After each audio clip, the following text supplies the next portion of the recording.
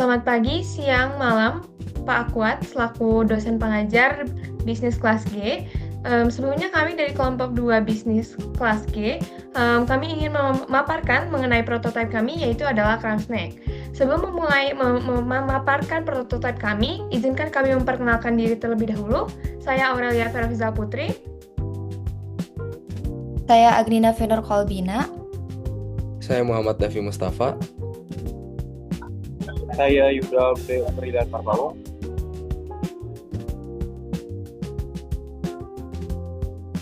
Maka selanjutnya akan dipaparkan mengenai prototipe oleh teman saya. Oke, sebagai pengantar kami akan menjelaskan terlebih dahulu mengenai bisnis model kanvas dari Crumb Snack. Dari yang pertama, permasalahan yang kami ambil adalah mahasiswa sering menghadapi jadwal perkuliahan yang padat. Oleh karena itu, mereka sering kesulitan untuk mendapatkan waktu luang untuk membuat makanan. Maka dari itu, kami dibutuhkan untuk makanan yang praktis. Selanjutnya ada key partners. Untuk key partners dari Crumb Snack sendiri terbagi menjadi 3 kategori. Yang pertama ada production. Dari production ini ada penjual bahan baku segar seperti sayur, daging, bumbu, dan indomie.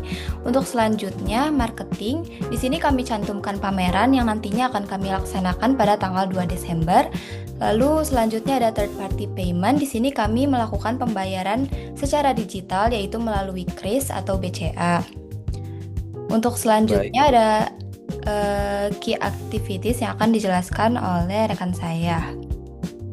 Oke, baik. Untuk key activities, Crumb Snack sendiri memiliki key activities yaitu research and development, proses produksi, dan juga evaluasi produksi agar nantinya bisnis Crumb Snack ini dapat berkembang menjadi lebih baik. Kemudian untuk key resource terbagi menjadi 2 kategori yaitu labor of company dan juga physical resource, di mana labor of company ini terdiri dari tim produksi, tim marketing, dan juga tim keuangan. Untuk physical resource terdiri dari dapur produksi dan juga peralatan masak, karena memang bisnis Crumb Snack ini merupakan bisnis F&B. Lalu kita masuk ke bagian value proposition. Yang pertama adalah functional benefits atau feature. Yang pertama, functional benefits-nya adalah harga yang pelajar, cita rasa yang unik dan berbeda. Kita juga menggabungkan cita rasa western dan nusantara, serta kita menciptakan inovasi baru, yaitu membuat burrito isi Indomie dengan ciri khas yaitu Crumb Snacks, sehingga orang-orang dapat mengkonsumsinya dengan baik dan memiliki cita rasa original. Lalu emotional benefits-nya adalah value-nya. Yang pertama adalah praktis untuk dikonsumsi, dan yang kedua adalah sebagai teman untuk mengerjakan tugas di malam hari, di siang hari ataupun di sore hari, sehingga mereka dapat makan sambil mengerjakan tugas. Lalu kita masuk ke bagian channel, yaitu kita akan menjualnya secara offline, yaitu secara pameran atau mouth to mouth. Baik, untuk selanjutnya yaitu dari customer segment sendiri kami membagi menjadi 3 bagian, yaitu demografik, geografik, dan juga psikografik. Lalu untuk demografisnya sendiri kami menargetkan pada umur 17 hingga 27 tahun, yaitu gendernya pria dan wanita dengan pendapatan uang saku terbatas hingga menengah.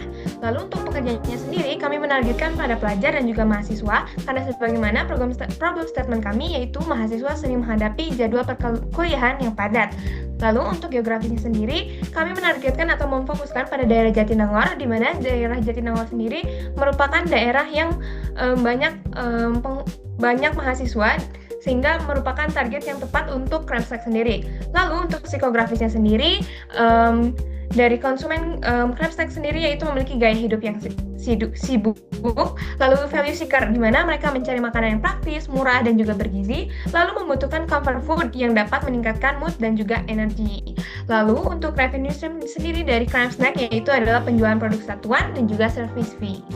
Buat cost structure dari Crumb Snack sendiri, kami keluarkan biaya untuk bahan baku seperti kulit tortilla, daging ayam, indomie, sayur, bumbu, saus, minyak, dan wrapping untuk packagingnya.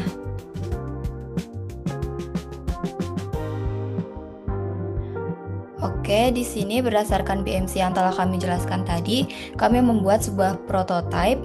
Seperti yang bisa dilihat di layar, kami membuat burrito dengan isian indomie dan daging. Dengan dibuatnya prototipe ini, kami menjadi mengeksplorasi dan mendapatkan dan belajar untuk mencari cara untuk mengembangkan final product yang akan kami buat nantinya. Baik, kalau selanjutnya itu untuk jenis prototype. Cramsnack sendiri memilih jenis prototype berupa representative model, di mana kami melakukan trial dan error untuk pembuatan burrito-nya sendiri. Nah, burrito ini tuh dibuat melalui hasil trial and error hingga bentuk fisik, seperti burrito yang persis dengan produk asli dari bisnis Cramsnack sendiri.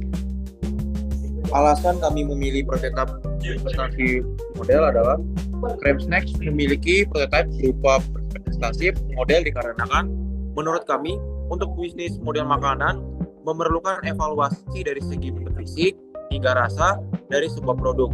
Di sisi lain, produk kami masih memerlukan perkembangan dan evaluasi berupa packaging serta rasa dari Cramsnack itu sendiri. Baik, berdasarkan presentasi kami tadi, kami dapat menyimpulkan bahwa kami memilih konsep representatif model ini dengan harapan audiens itu dapat merasakan pengalaman yang real dari Cramsnack kami dan juga dapat memberikan masukan untuk perkembangan bisnis Cramsnack sendiri. Berikut presentasi dari kelompok kami secara singkat tentang prototipe dari Cramsnack serta laporan dari kami yaitu berupa bisnis model kanvas. Demikian presentasi kami secara singkat. Selamat malam dan terima kasih. Sampai bertemu di pameran.